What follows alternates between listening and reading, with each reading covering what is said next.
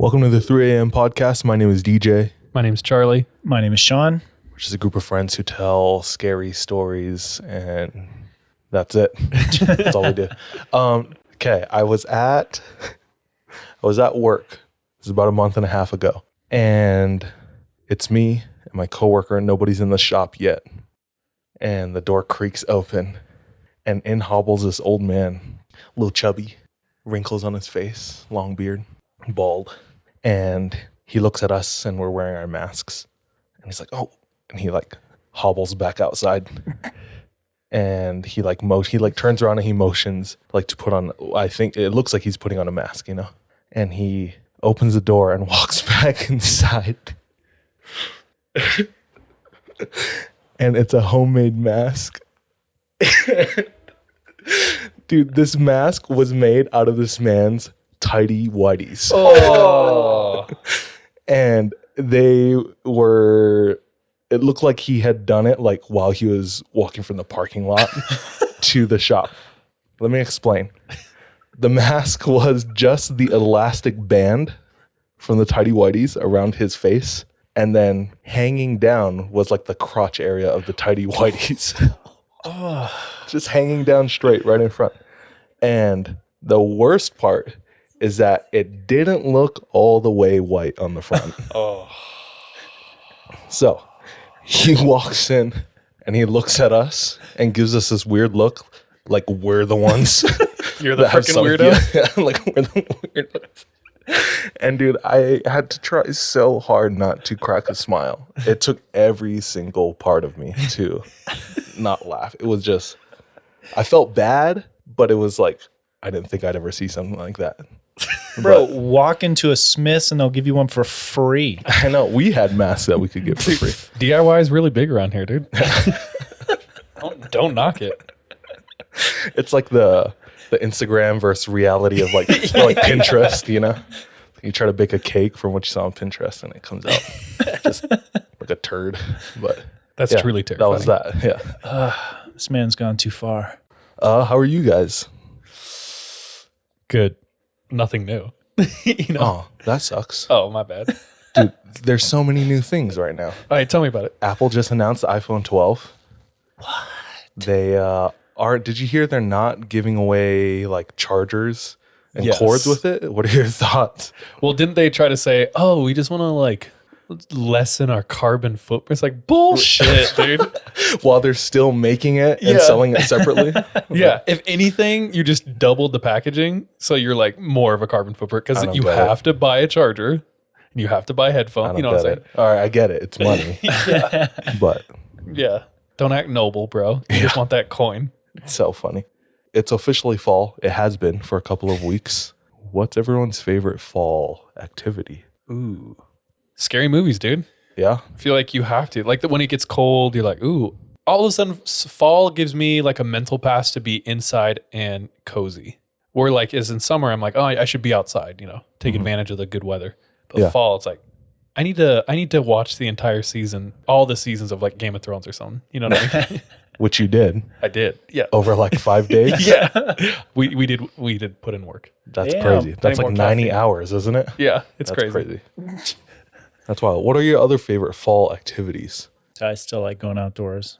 Seeing all the leaves. Going back in the mountains where there are actually still leaves and didn't get blown off by all the windstorms we had. You guys keep saying that, but I went up into the mountains and the trees were fire red and yellow. Vivian Park, Provo Canyon. That's what I was saying. The canyon was protected, There's but still leaves out there. Oh. Big cottonwood, little cottonwood. It's wrecked. Doo-doo. And near us.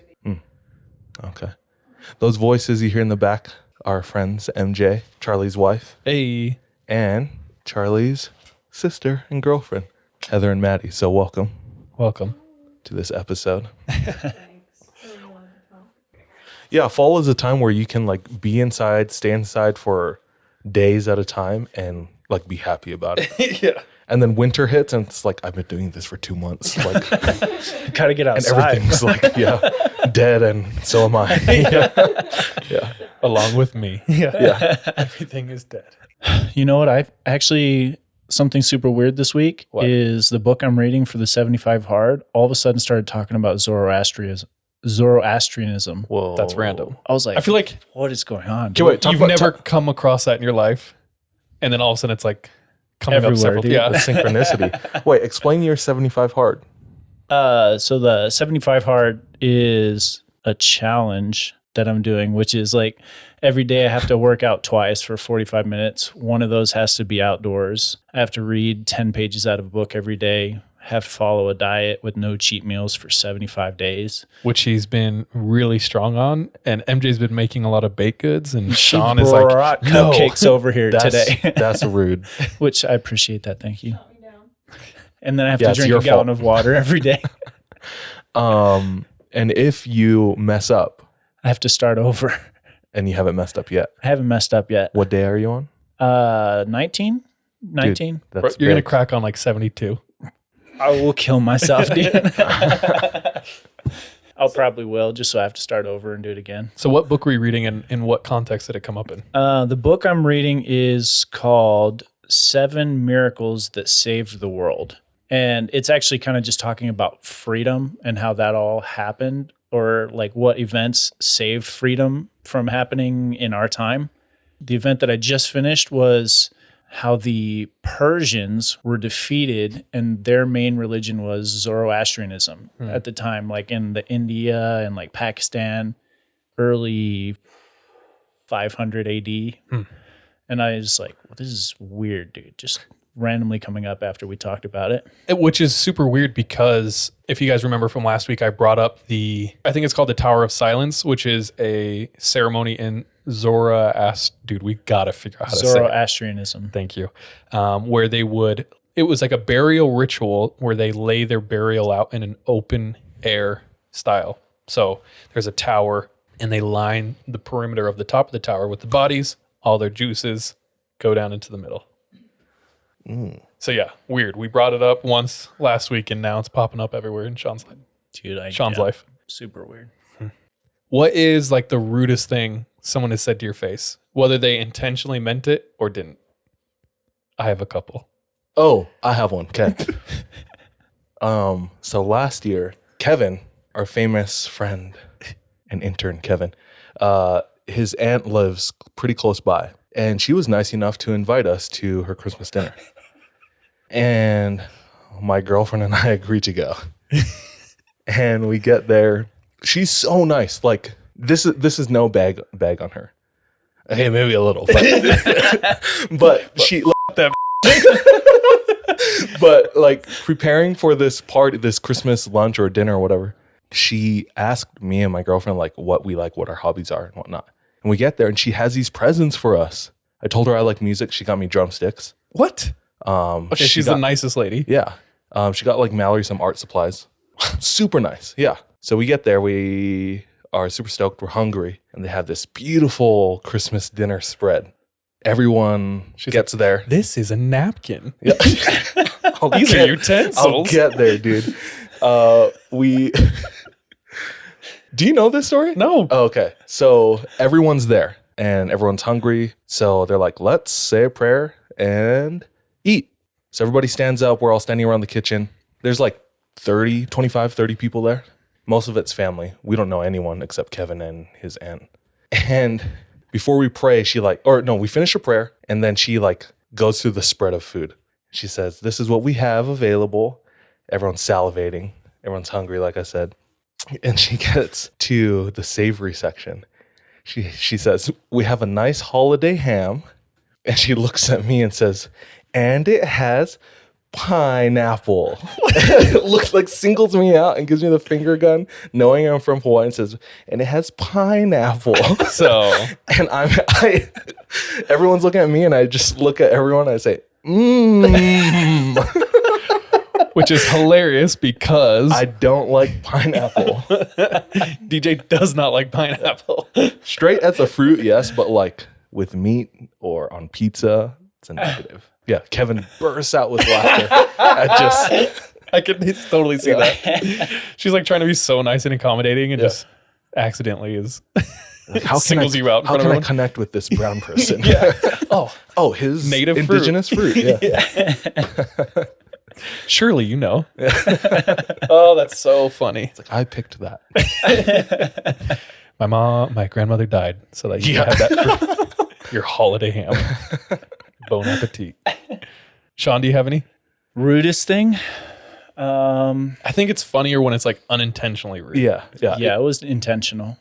Well, Let's hear it. So not as funny. It's not funny to me. Someone called me boring one time, and I was like, "Damn!" But like, how did it? Like, what was the like? It Straight was up, a they girl ran up I to you, was dating. So, and just all honesty, she was like, "Sean, you're boring." yep. This is like 6 or 7 years ago, though. Oh, So I didn't date for like 4 years. someone took that a little personal. I can't say I don't hold a grudge. At least you can admit it. So there, that's a start. I have two. I'll start with one that I think was kind of intentional, but whatever. I was at a wedding. It was a friend of mine, and he has these uncles. And in their family, your success and your salary is kind of your worth. And at the time, I was a bartender and like a struggling freelance graphic designer. And all the guys my age, which are like 25, where we're like getting into our careers and graduating high school and Put doing a down payment on a Graduating home. high school, yeah, dude. It's like, I I'm just graduating bought college. Pardon me. toothpaste. Yeah. That's the last thing I graduated, so that's why I said that. So we're like all lined up, all these 25-year-old dudes, and the uncles are going down the line, giving a firm handshake to all the guys, like staring at their eyes and being like, "So what's your plan for the future?" And so I'm like fourth in line, and I'm listening, and they're like, "I'm going to go get my doctorate and get a Nobel Peace Prize. I'm going to cure cancer," and they're like, just like gobbling their own wiener. You know? It's like kindergarten. Like, what do you want to be when you're older? Yeah. It's like, well, we're older. So and the uncles the whole time is like, "Oh yeah, you'll want to look out for this in that industry," just trying to Unsolicited. Son everyone. advice. Yeah. And then they get to me, and I have self-deprecating humor, like no matter what. So shakes my hand. He's like, "And what is your plan, young man?" And I'm like, "Well, I plan on being a graphic designer, so I will be waiting tables forever." And he stops shaking mid-shake, pulls his hand away, and says, "Yeah, I'm not even going to touch that." Next, and went down to the next guy, and I was like, but I sat there and just smiled. But in my head, I was like, "F you, dude." I was so pissed off. I mean, his net worth probably did go down when he shook your hand. So. Yeah. He's like, "This pour is, I can feel it." Yeah.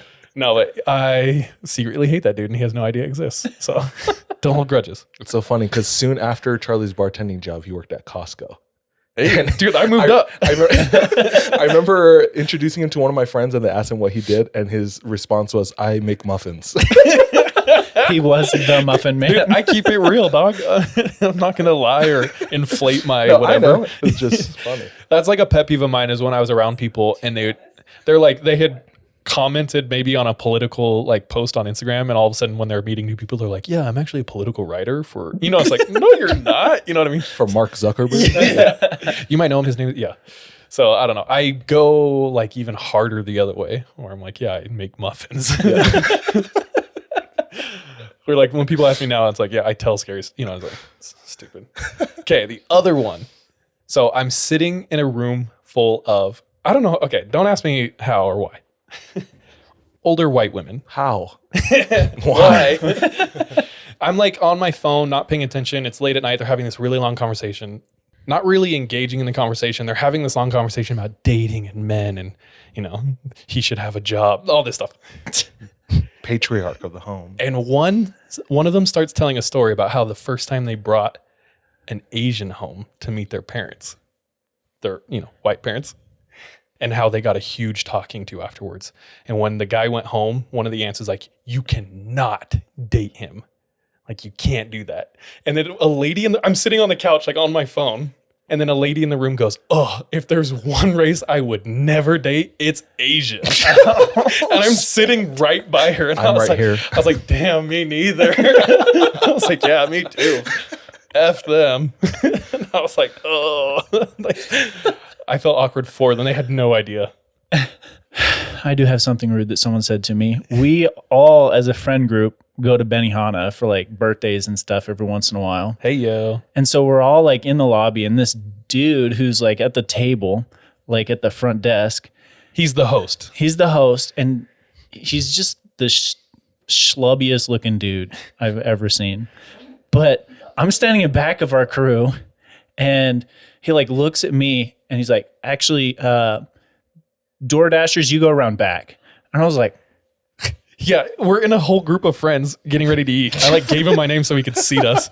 He like looks at us, kind of ignores me, and points at Sean basically. And he's like, hey, DoorDash is around back. And Sean was like, I was like, what are you talking about, bro? what? Dude, we got so pissed. All of us were like, what? Dude, we're here to is eat, happening? you dickhead. Dude, he said, oh, I'm sorry. You just look like one of them. I was so confused. I can testify to the schlub Still too. confused. He looks like the human version of like Flubber. Just neck But beard like a and Flubber. dusty love child. flubber. Yeah, he was gross. Oh, that was hilarious. I remember it's like, dude, what? Like that assumption is radical, bro. You need to calm down. I was obviously with the group. I don't understand. We should have played into it. Be like, yeah, get out of here, servant. Yeah, you guys missed an opportunity. Yeah. Oh, that's so funny. I was going to call her. Okay, no. Actually, I have one more. Sorry. I feel like this might be a little more sad than anything, but No, perfect. I was going to a friend's party a couple years ago, maybe 3 or 4 years ago, and they live in this super nice area of Sandy, Utah, and it's called Pepperwood. It's a gated community. I drive up. There's the guard shack at the gate, and I roll down my window, and the guy looks at me weird, and the first thing he says to me is, "Are you lost?" Oh, dude, this is out of a movie. Yeah. And I said, "No, I have white friends." And he said, I know white people. What's their last name?" And my friend's last name is Johnson, which is like the most stereotypical You're like, name. John And I'm like, Johnson. And he gives me a weirder look, and then he finally lets me through. But it was just so uncomfortable, so weird. That's hilarious. Why do you think he was like that? Like, I don't get it. That's so funny.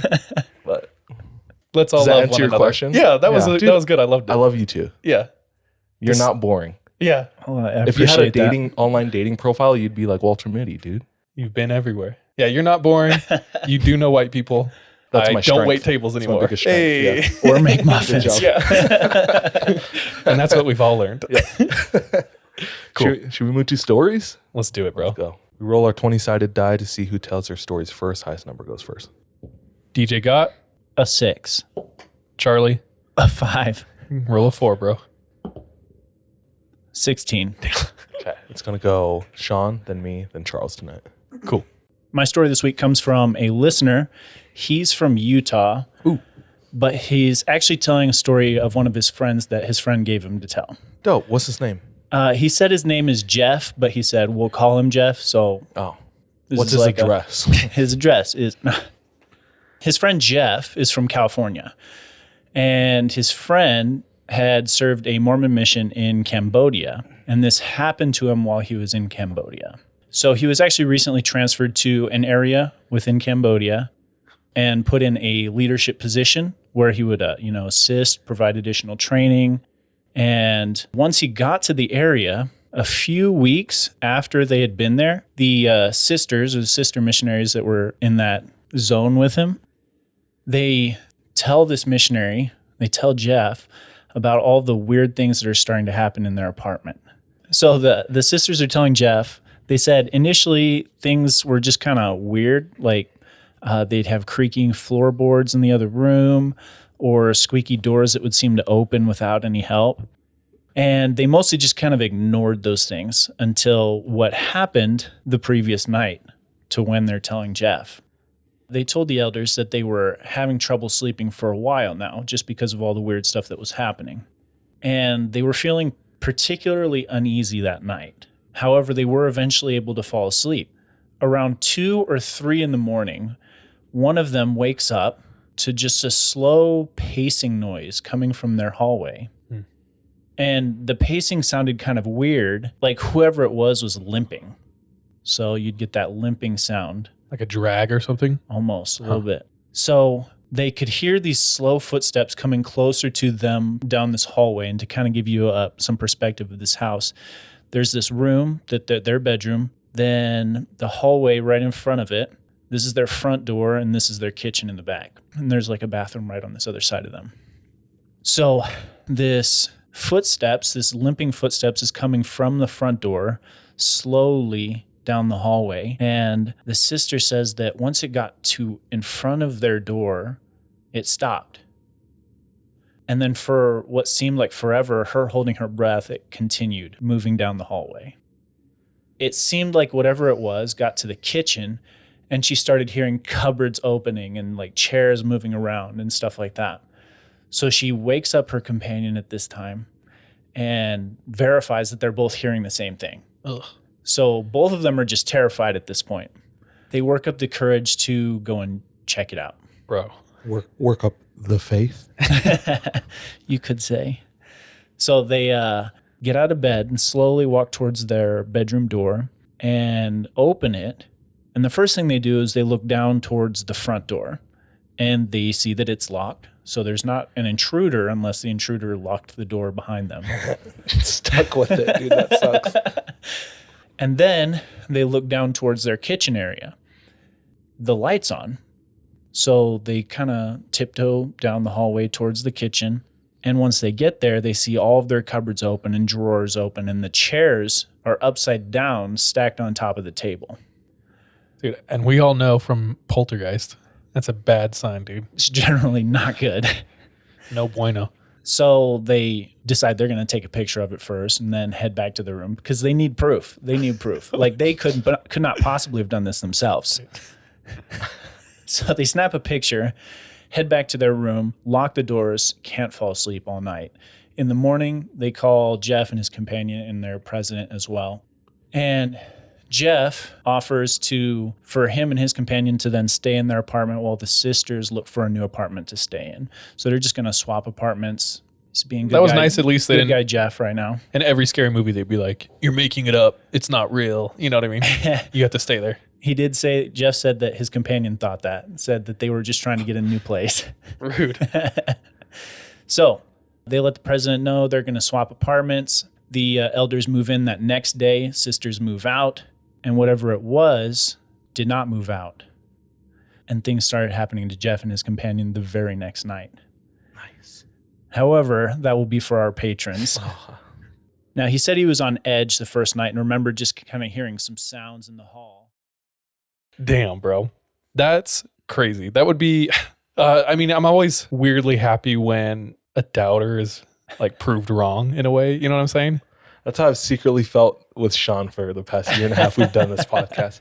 Just waiting for his first interaction with Sean's always something like, paranormal. Sleep paralysis, whatever. Yeah. Dude, that's I want fake news, Sean to bro. like Tarnation. lift off his bed and just spin and stuff. No, bro. He's just like, I guess I believe. This could be explained, dude. Yeah. Sean's like, you see what happened was. On the real, the day that happens will be the greatest day of the podcast. Because it's going to have to be something so convincing for our skeptic, you know? Yeah. So, Yeah. Dang. Shout out Jeff. I would actually like to like ask him questions about Cambodia. True. Yeah. that's a new country. We haven't been there yet. True. Well, and the guy who sent the story in, he said he wasn't super familiar with it and wondered what our opinions were. I even looked up like White Lady of Cambodia and stuff like that because it was based on their description, kind of what it seemed like. But I couldn't find anything specific to Cambodia. My overall feeling, because I'm an expert, is it kind of feels like she was not malevolent. Like nothing ever happened. It kind of just sounds homeless. like no, that's vagabond. Malevolent means mean. No, I'm just kidding. No, it kind of just sounds like she was like an old lady stuck in a routine. Like, Could be, yeah. oh my gosh, I almost said going right to the kitchen. No, I'm just kidding. Oh, damn, bro. That's rude. I got that joke from my sister. No, I'm just kidding. No, but it kind of just sounds like she was in a routine. You know, she got home, she kind of just like walked, Like stuck stacked in that her loop furniture. or whatever. Yeah, Stacked her furniture. yeah, maybe. Mopping the floors, you know? I love what we've like unintentionally built ourselves up to be, like some paranormal experts. Oh, dude. Where people are like, And the demon like left my mother, and it's like, what do you think that was? And it's like, I have no idea, dude. Dude, Here I don't know, bro. I'm This just is my third day out. Yeah. We're literally just like the Michael Jackson meme with the popcorn. It's like we're just here for the fun of it at your expense. Yeah. Listeners sometimes do like tell us things and then they're like, what do you guys think it is? And it's like, dude, first of all, if you're coming to us for answers, you need to seek immediate help. True. We do enjoy your concur stories, but there's been a murder. You know what's funny happened the other day though? I came home and the water was on. Oh, that's so funny. And That's Kevin so had just funny. left. So I was like, Okay. Kevin, you freaking left the water did you on. confirm with him that he left the water on? I said, Kevin, what were you doing before you left? He's like, oh, I was washing dishes. And I was like, yeah, you left the water on. Oh, okay. I like how you did that. I didn't want to ask him, did you leave the water on? Yeah. Because that leaves an Yeah. opportunity for it to not be him. True. I got to I navigate my feel way you. to that him being the one who left the water on. Huh. Again, thank you, Jeff. Thank you. And that's it for me today. Dope. Cool. All right. Thanks, Sean. Who's up next? It's me. Hey. All right. This story comes from Max. So Max says, when I was a kid, we lived in a trailer home. He said, don't remember much, but here are a couple things that I do remember. I remember coming home and all of the cabinets were opened up. These are hungry ghosts, dude. Yeah. But also indecisive because nothing was taken. And my parents just being really confused. And I being confused because we're the only ones that live there. I also remember waking up to my parents arguing, like in the laundry room. And my dad saying, like, why are you doing laundry like so late at night? I guess because they lived in the trailer, it was really loud. And mom was defending her case saying, I didn't start this. And the laundry was going. Like we could all hear it because we were in the trailer.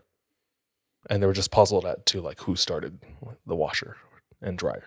He said, those are two things that I remember distinctly. Everything else is really cloudy. I can't really remember much. But I do have a story that's been told to me by my parents, my grandparents, and a family friend. I've heard it from each of them multiple times with little variation. He said one day, mom and dad were outside.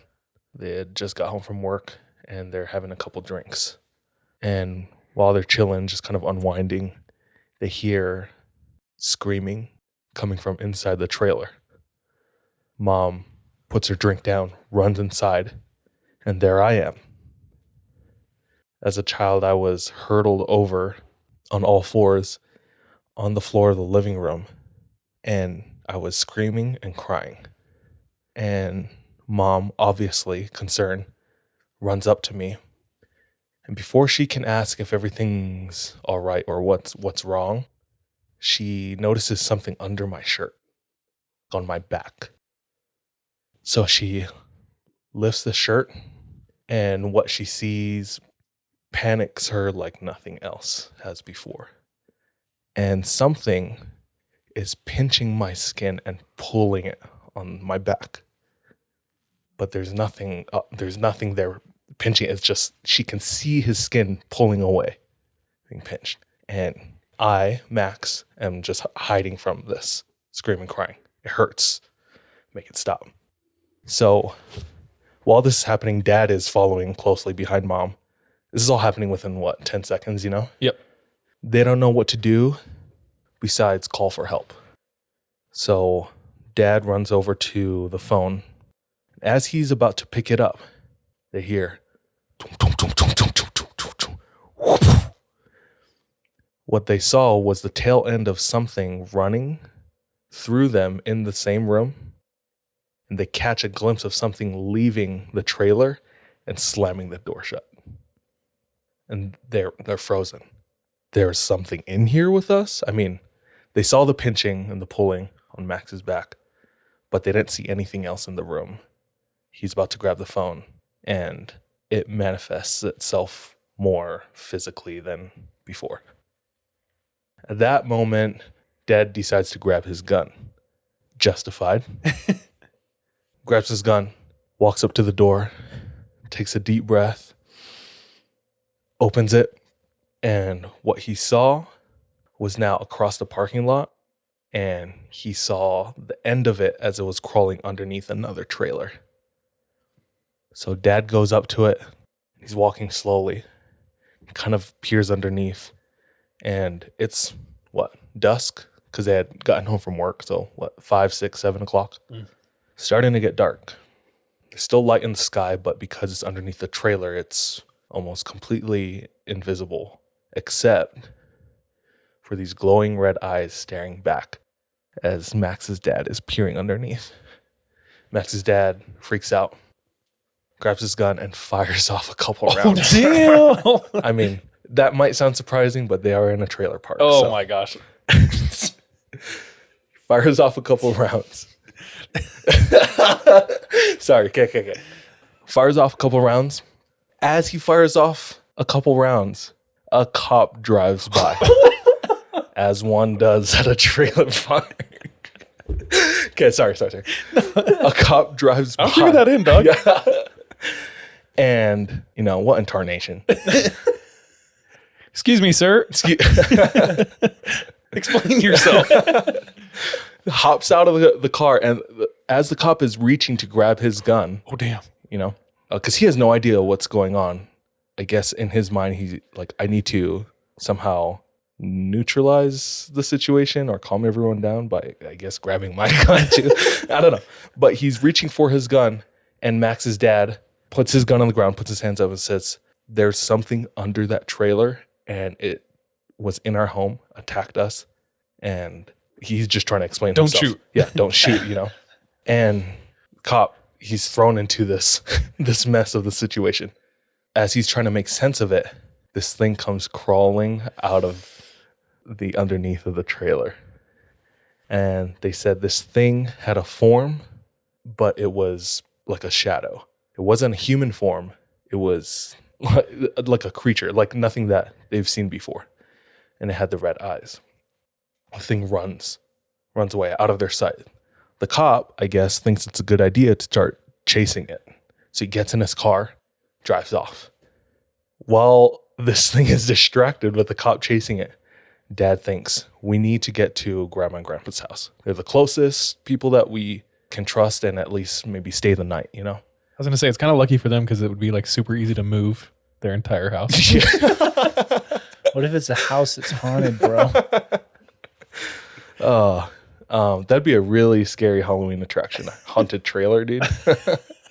Anyway. Just take them to a trailer park. Yeah. Okay. Okay. I've lived in trailer parks before. Okay, then you can make fun of Yeah, them. Okay. dude. Yeah. See? You got hear the that? you got the trailer park pass. Okay. They real quickly go in, pack a bag. While they're doing, Mom and Max are doing that. Dad's on the phone. Grandparents aren't answering. So he calls his friend. He says, hey, we need a ride. They don't have a car, by the way. So that's why they're calling, asking for a ride. Their friend shows up in like 10 minutes. And as they're getting into his car, the cop comes back into their parking lot. And cop gets out of the car and he tells them, I followed that thing for about a half a mile, turned a corner, and it vanished. The cop also said that, and apparently he wrote this down in the police report. Cop said that he got a better look at the creature and it looked like a humanoid form of like an anteater.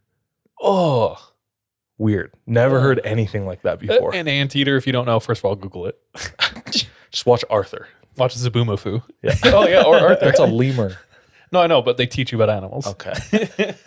Just making sure you have your Hold on there, PBS buddy. cartoons Yeah. correct, all right? That's a damn lemur. You take that back. Damn, DJ. That was the most heated I've ever seen you. Damn it. Take your lemur sirs. I might need a minute. But like an anteater, its face is super long. Weird, creepy, perverted tongue out the front. I hope all of you out there know what an anteater is. Yeah. If you play Pokemon, it's drowsy. Dude, what does that say about me and what I think about our listeners? It's like, if If you've never cat seen a looks like- dog, yeah. Which I would understand listening to this. I think better of them, okay? Okay, so police gives them that information. I don't know why. Like, what am I supposed to do with this Y'all had an anteater in your house. Yeah. Thank you. Bye. They get in the car. They leave. They obviously panicked. They're just thinking, we need to get out of here. As they're driving, this is what their friend says. They see him. He's looking in his rearview mirror. His eyes widen. Oh, shit. He says, "Do you see that thing running after us?" He says, "What the hell is that?" And as they're about to turn around and look, there's a huge slam. And the truck bounces as if something large and heavy jumped into the back of the bed. At that moment, Mom's arm kind of starts flailing in the truck. Oh, no. And they see that the back of her hand's getting pinched and pulled. So they're speeding down this highway with an anteater in the bed of their truck and Mom getting dragged by some invisible force at the same time. Luckily, when this happens, they're pretty close to the grandparents' house. They arrive. This thing is still like physically like harassing them by like pulling and pinching on them, which is so weird to me. It's like, it sounds like from Max's explanation, story sounds like it's not physically doing it to them, but it's just in their vicinity and it's happening. I don't know. I'd rather be punched than pinched, by the way. I hate pinches, dude. Their grandparents, super religious, and they held all their like meetings or mass or whatever in their home until they could save up enough money to buy a proper official like meeting house. So that's just a small side detail that they give. It comes more into play in a little bit. But as soon as they walk into the gates of the home, the chaos stops. The pinching, the pulling, and they run into the house. Grandparents at first chalk it up to the parents just being drunk. But they have the testimony of their friend as well. You sinners. Yeah. You're doing alcohol. You're living in the trailer park.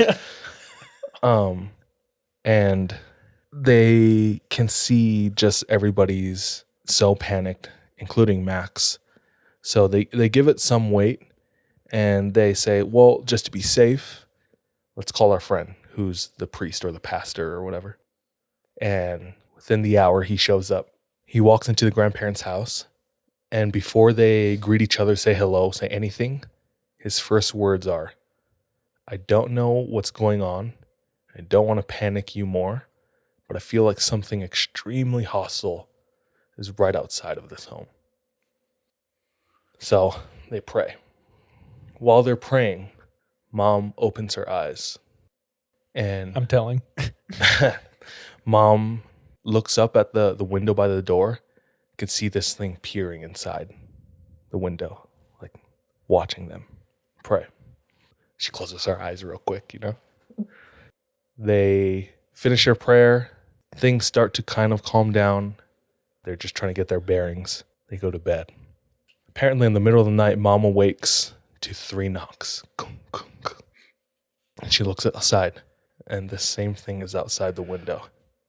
And it's pacing back and forth, like looking, staring into their window as if it can't get into the house. I'm not sure if she was able to fall asleep, but she makes it through the night. The whole family makes it through the night. After that night, things calmed down. We never saw that thing ever again. We went back to the trailer. We lived there for a couple more months, and we ended up getting a house and moving. But I think my grandparents were... there's a small detail that's not super important. There's like a graveyard from across the trailer park. I think that his grandparents were buried there. So every once in a while they go back and visit. But every time they go drive on that road and go to that graveyard, even though he doesn't remember that story, he's just living off of what his parents told him and grandparents told him before they died, and their family friend, which they've kept in contact with. He just gets this weird feeling when he's there. He said there was one time where we went to go visit their grave. Or no, we weren't visiting their grave. We were just driving somewhere and we had to go through that area. Like this small pack of dogs came running we were the only car on the road. It looked like from across the graveyard, they were watching us drive. They all started running at our car. They came right up to the road where our car was and stopped. And just all of them had like laser vision on our car driving past. He said that was like the weirdest thing that I experienced on Natural that road. or not, that's terrifying. Yeah.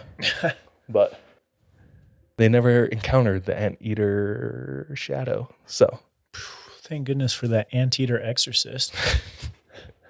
but that's the story of Max and the trailer park. Ugh. The trailer park anteater. What a title. That sounds like the next like Sharknado. Blumhouse. Yeah. Velocipaster. Ooh, that's true. Croctopus type movie. You know? Trailer park anteater. Yeah. That's wild. That's me. I hate, for some reason, I am so affected by looking in the rearview mirror and witnessing anything. Dude, That's I say that all the time. My biggest fear Yeah. in the world. Yeah. I never, sometimes even in the daytime, I never go in my car without looking in the back seat first. 100%. I loved having a Prius because you would walk up and a feature of the Prius, besides being badass, is when you walked up to it, it sensed your key and all the lights in the car would turn on. So you could like, you know what I'm saying? You could just view. That's cool. I know. I was always very grateful for that because then I would like, suss it out real quick. Paranoia friendly Yeah. vehicle. Exactly. Not only did it have that feature, it had ample space inside. So a lot of space for killers to be, what I mean? So you had to always check it. That's crazy. Dude, Wow. the craziest thing that ever happened to me when I was living in a trailer park was we found this massive possum in our trash can one time. And I was a little kid, but it had to have been like 6 feet long. Oh, what? Wait, what? That's I was a a snake. little kid, dude. I remember it being huge. That's called an anaconda What's that? to you trailer folk. It's true. We were trailer folk Where did you live in a trailer? in Battleground, Washington. Oh, damn, what? Like it was a battleground. Oh, no. And then I also lived in a trailer in Murray, Kentucky. Oh, nice. Which one was nicer? I remember Murray being nicer because it was like our trailer and then far away from other trailers. Oh, nice. So it was like more space in between. I feel DJ's laughing at you. No, I'm laughing at you. What kind of a question is that? I just wanted to know. Which one's What's nicer? the nicest McDonald's you've been to?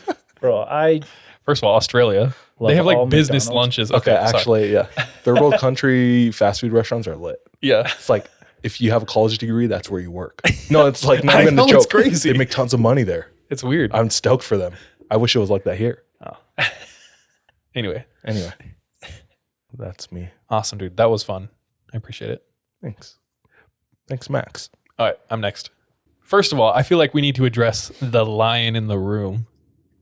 Did you guys see in our DMs 1,000 people send us the mountain lion encounter in Oh, dude, yeah. Utah? You want to tell them what that was? Oh, it was just like the guy who was out hiking and came across a couple of mountain lion cubs. And out of nowhere, the mom just runs up on him and follows him like for 6 minutes. Dude, it is like a booty hole clenching video to watch. So first of all, it's at Slate Canyon, which Yeah. I've been to. Around the corner. Yeah. And like Sean said, he comes around the corner. There's like these little mountain lion cubs just kind of running around the path.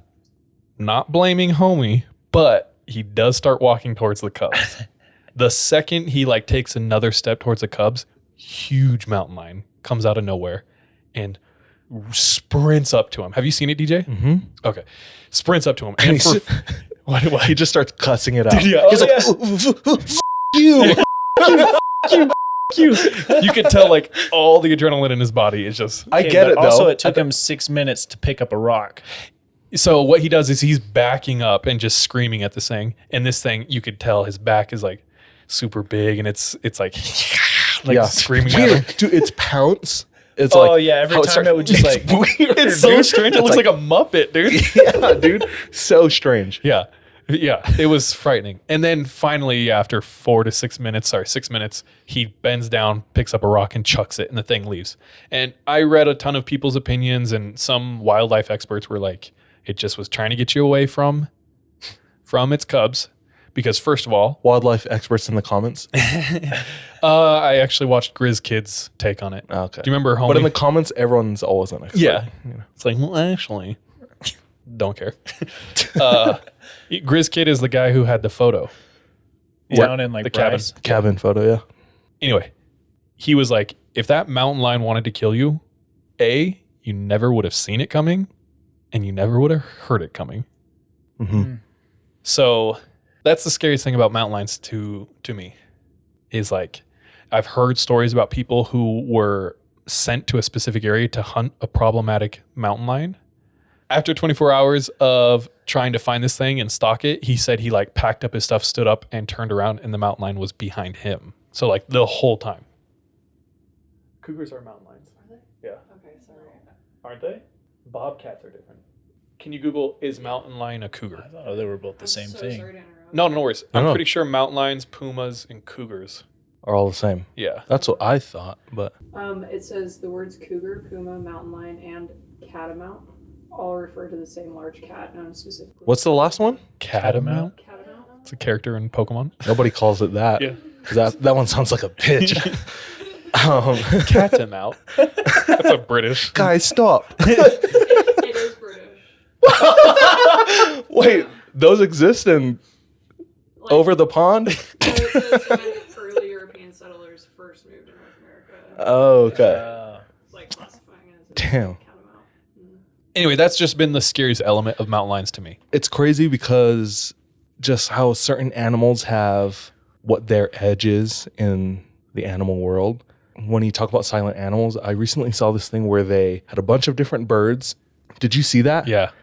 And they have it all mic'd up for them to fly from point A to point B. I don't know if there's like food at the end of point B, but every bird you can hear. They're all like in a studio. Yep, they're in a studio. And It's completely like soundproofed and they have like 100 mics pointed at the path of flight. Yep.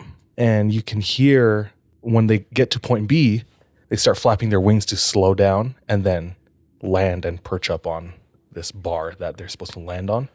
The owl, though, have you seen this? Well, some birds are super loud. Yeah, It's some like, birds. Yeah. The owl, zero sound.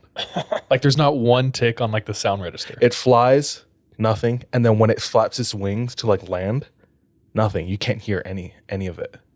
It's weird. Dude, that's it's not like a creepy. predator either. Yeah, they are. Are they? Yeah. Oh, I guess they get like little rats, little Yeah. rodents and whatnot. I mean, they're not killing humans, Did you but ever see yeah. The Secret of Nim, bro? That thing was terrifying in that. true. No, but owls are murderers I guess that, of when rodents. yeah. Of rodents, yeah. When I thought of owls, I was thinking of like, how many looks does it take to get the center of a Tootsie Pop? like a You know? cartoon. Yeah. It's like they just eat candy, right? Eat Tootsie Rolls. Or deliver the mail. Have you seen the Philippines national bird? No. Adobo? Why haven't you? The fighting cock. I'm asking you this question like you should know. Yeah. Freaking Like no. their national flower and Yeah. anthem.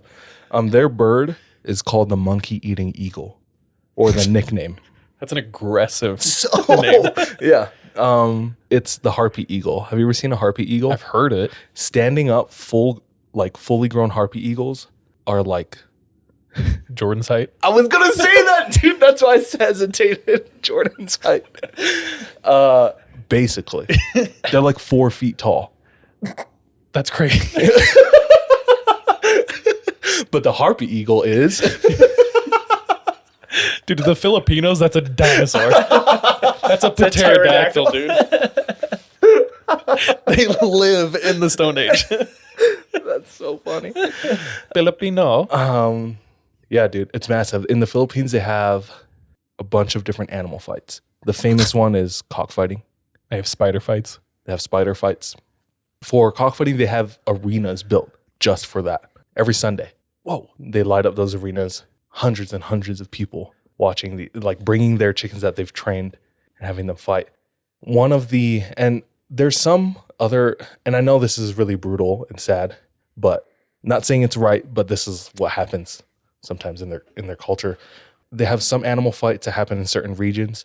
One of my mission companions said that in his hometown, they have the eagle versus dog. Oh. And these dogs are trained to be super fast. And they give them like 5-10 minutes, a time limit. And they let them run through the field. and the harpy eagle soars super high up and then turns around slowly, swoops down and tries to get the dog in one go. Sometimes the dog will like dodge it last second. The eagle will like stumble into the ground and then try again. Do that for like 10 minutes. Oh. And people like place bets. This is apocalypto, dude. Right? Isn't that crazy? Yeah. That is wild. So I have a story. Not kidding. No, but it truly is like some of the abilities and skills that predators possess, and finding yourself on the other side of that or realizing, that it's like too late is terrifying. It's like my biggest fear. So today we're going to the high country of Victoria, Australia. And I'm going to talk about something that's currently happening. This particular area of Australia is super well known for its like outdoor nature. It's like thick forest, high mountains, really rugged terrain. You don't just go out there. You know what I mean? You have to be trained. And so like hunters, trappers, hikers, all outdoors people, it's like it attracts them all. And there's these famous trails through there. But what has been happening recently is an alarming and unexplainable amount of disappearances. But the numbers are so massive, they can't ignore them anymore because they do not correlate with like any of the data they've ever gotten. It's like the numbers have just spiked. So something's going on. Dude, drop bears. I'm going to go over just a couple of cases. So we'll start with, and okay, so off the top, I got to mention this. I got this all from an article written by John Sylvester, and it's from The Age. So it's an article. Go look it up. Really well written. All right, so we're going to start with Russell Hill and Carol Clay, age 74 and 73. Everyone who he chose to spotlight, so there's like hundreds of disappearances, and everyone who he chose to spotlight is an avid and experienced outdoorsman or outdoors person. That's like the missing 411 of Down Under. Okay, yeah. It's like missing 114. Yeah. Mate. So Russell, this is March 20th of 2019. So this is super recent. Russell was a retired bush logger, spent all of his life like in the mountains, cutting trees down, things like that. Super experienced. Their campsite was found. They go to it, and there had been an intentional fire set to burn parts of their camp. Mm-hmm. But their camp is completely set up for like a very leisure camp experience. They have like a tent, chairs, and a whole trailer. And sections of the camp are on fire, but it's not like an out of control fire. It's like a controlled fire and something that someone obviously started. A leisure camp? Like it was very cushiony camp. Like they had a lot of amenities. Like because you said trailer. Just a tent and a camper. Oh, okay. With a bed, shower, bidet. Yeah, glamping out here. So I feel like I said this poorly, but these two go missing. No one ever hears from them. When they finally track them down, they get to this campsite. They see that it's very odd. Parts of the camp have been lit on fire, and everything is like set up like they were just there. Nothing's missing except his drone. He was like an avid drone flyer, and they went through everything, had some people come in and say, yeah, he would have had his drone. It's gone. Like here's the box. There's no drone. This couple, they were known to have full happy lives. No reason or hint that they wanted to like disappear or, start a new life or kill themselves, anything like that. Everyone who knew them was like, no, there's no sign of any of that. They organize a massive search party. Nothing. They find nothing. Next one, this kid named Niels Brecker. He's 39. Avid hiker. Goes on these long hikes all the time. He's very safe about it. Tells his family exactly where he's going to be, his route, his schedule, everything. So he's on this one high trail. And there's checkpoints. There's like these huts where campers stay.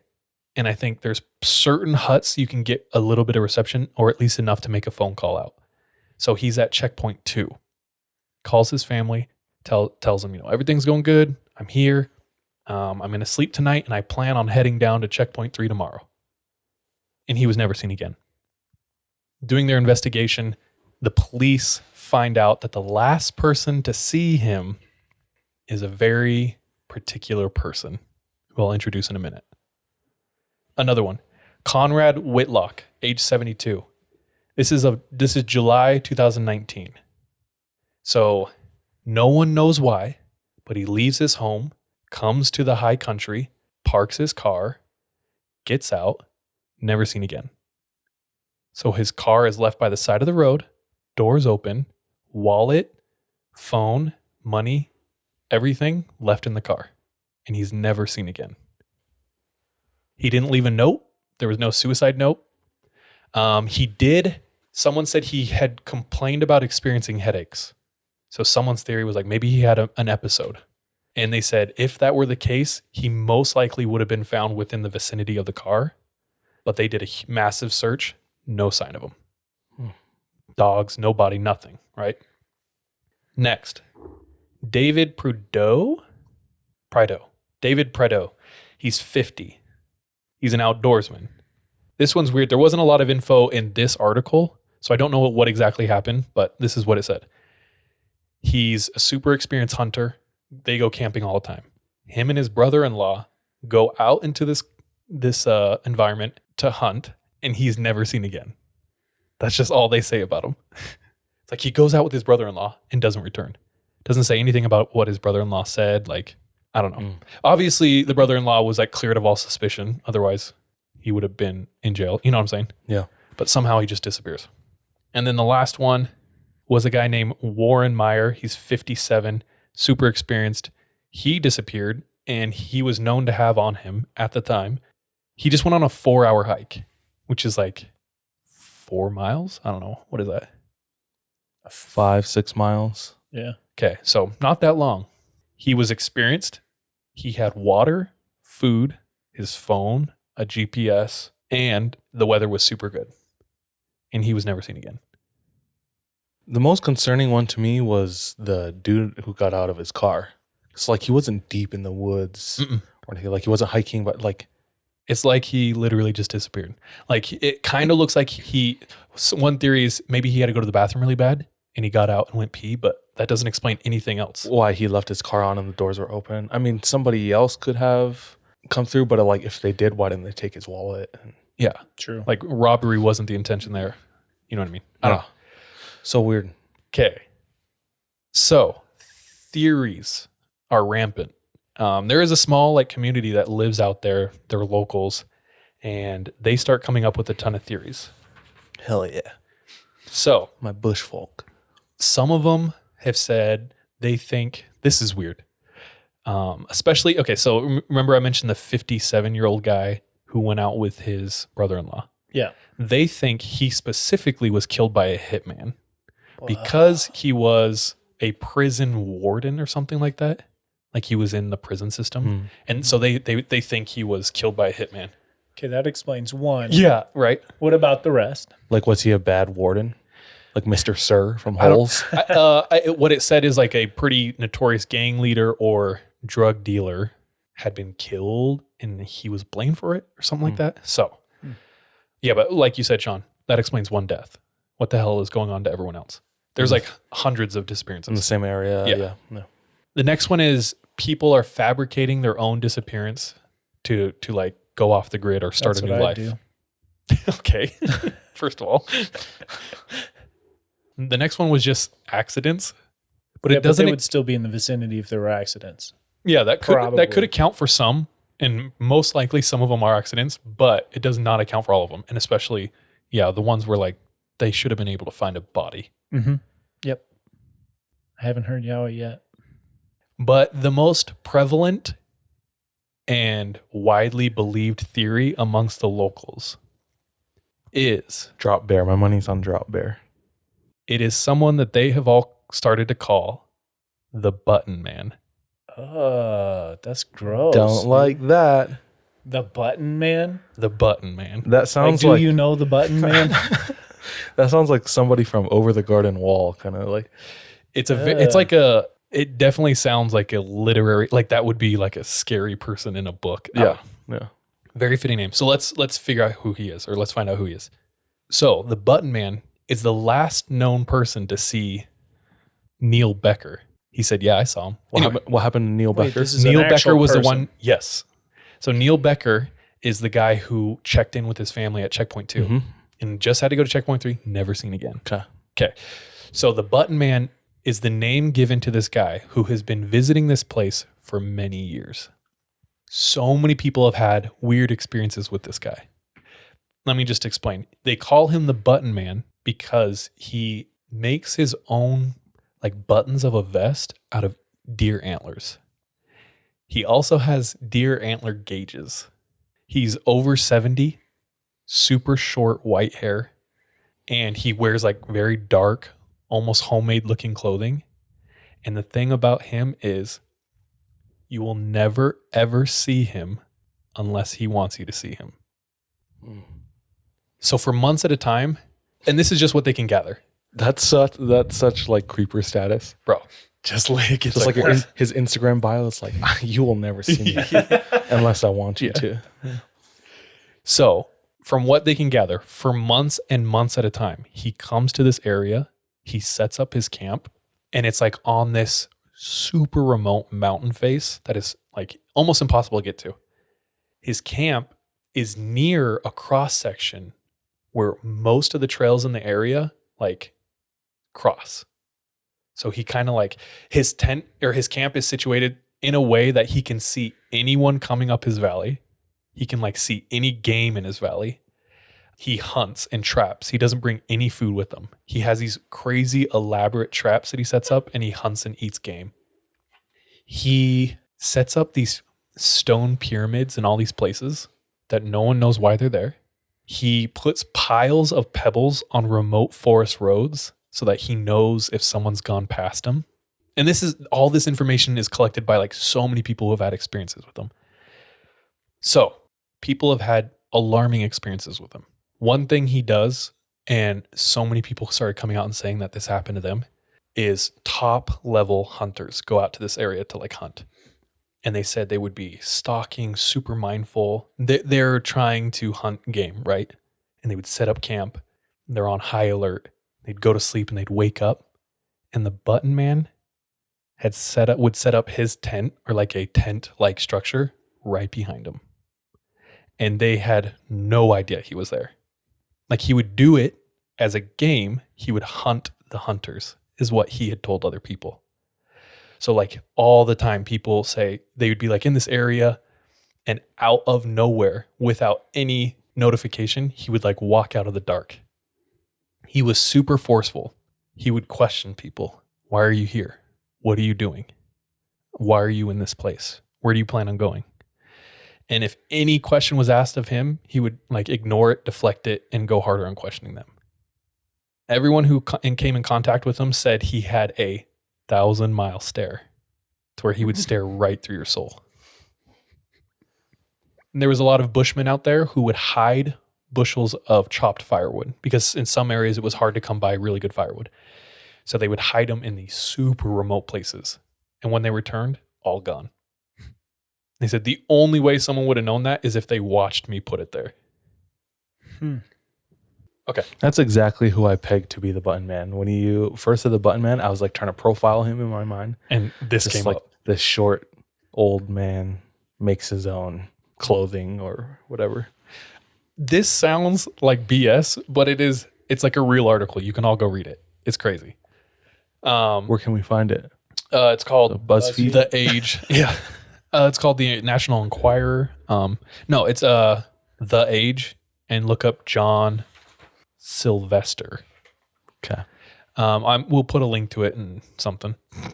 We won't. Maybe. So that's the old couple who disappeared Oh, sad. from their camp. Mm. That is real sad. Okay. They look like jolly old folk. So that old couple, he was a known drone flyer, right? Mm-hmm.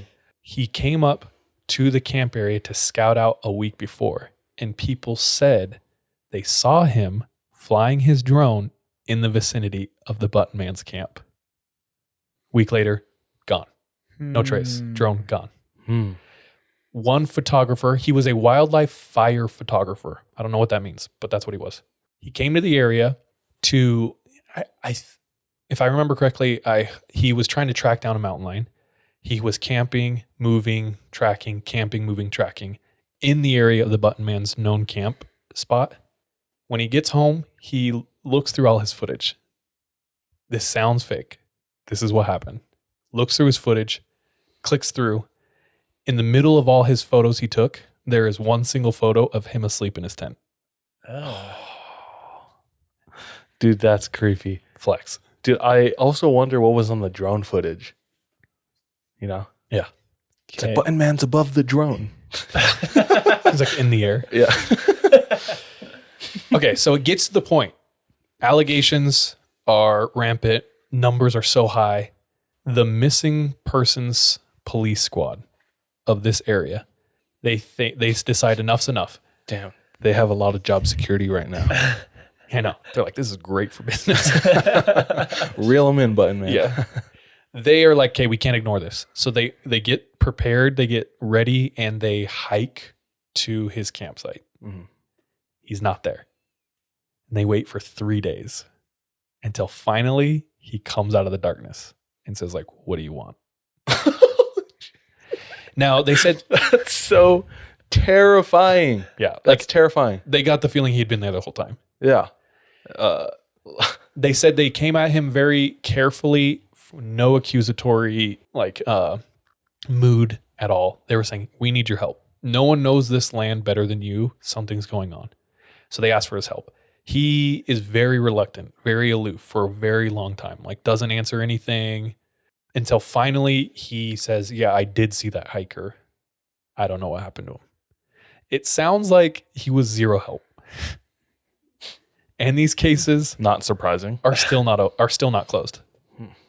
To But my knowledge, he's still out there. But he's like, in a lot of cases, somehow like a common denominator. Well, the drone footage, I think that's why they highlighted these. Like, keep in mind, there's like 60, 70 plus cases, right? And these are the ones they choose to highlight because in some way, He was It's somewhat connected to. Yeah. you could kind of connect them to the case. Some more than others, like literally being the last person to see him. Yeah. What is interesting is all those paths cross near where he's known to camp. And so I think that's like the most damning evidence. All I know is a person named the Button Man is still out in the wild. He's sussing. And to me, he feels like an apex predator. At least that's like what he does. He's like, he hunts people. Now, whether or not he's responsible for the disappearances of people, I don't know. But if you had to ask me. Probably burying people under those rock pyramids because they said they couldn't explain them. I'm sure they like put a sniffing dog near him or something. I don't know. We don't know that. Anyway, so that's why I was talking about predators and mountain lions. Yeah. But It all comes back. wow, that's the Full Button circle. Man. I wish I had more. I wish I could like tell you. And if there is an update, please let me know. If you're listening out there and you know anything about the Button Man, hit us up. But I hope there's no update. I hope that's it. Button Man relocates to Utah. Oh, It's crazy to me the like mental fortitude that some people have to want to just physically live off the grid. There's a whole series. It's like by Nat Geo or North Face or something like that on YouTube of people who have like homes built out in the wilderness and they'll live there for like 10 months. Come back to the city once a year and get some supplies. isn't it called homesteading? Is that the term? I mean, I maybe it's a version of homesteading. But yeah, it's crazy like for you to decide to want to disconnect from everything modern. And Here's what I'll say. I just had a thought. It does look like it's him. Like, if you know what I mean? Like, a lot of the signs are not great for him. But what if it's like a Boo Radley situation where it's like he looks like he would be the bad guy, so everyone is like, oh, it's definitely him. And maybe he's out there helping people. You know what I'm saying? Like, we don't actually know. So I'm not trying, I don't know. Button Man, if you're a good dude, I hope you're doing well. but if not, Screw you, dude. I'm just kidding. Don't say that. I don't want to say that to the Button Man.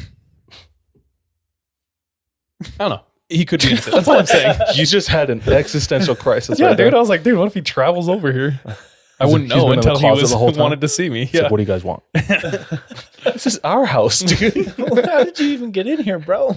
That's who Kevin's been saying. Oh, and that's who knocked on my car door. Oh my gosh. That might be true. Might be. All right, guys. That was me tonight. Thank you so much. It's been fun.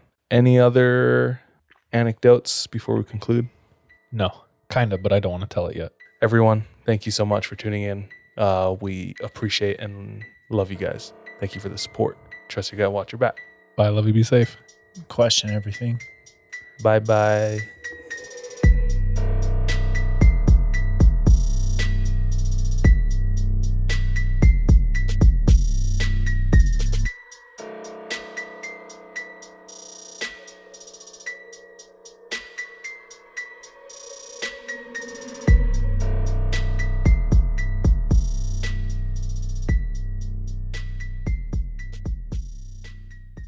Hey, thank you so much for tuning into this episode of 3 a.m.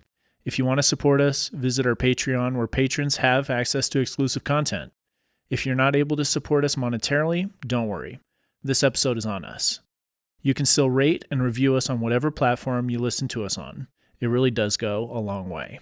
You can also follow us on social media. Our handle everywhere, including Patreon, is the 3 a.m. pod.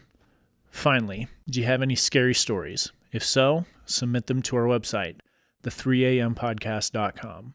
We love any audio or visual aids that can help bring your stories to life. So file uploads are welcome with your written submissions. We're anxious and excited to hear from you.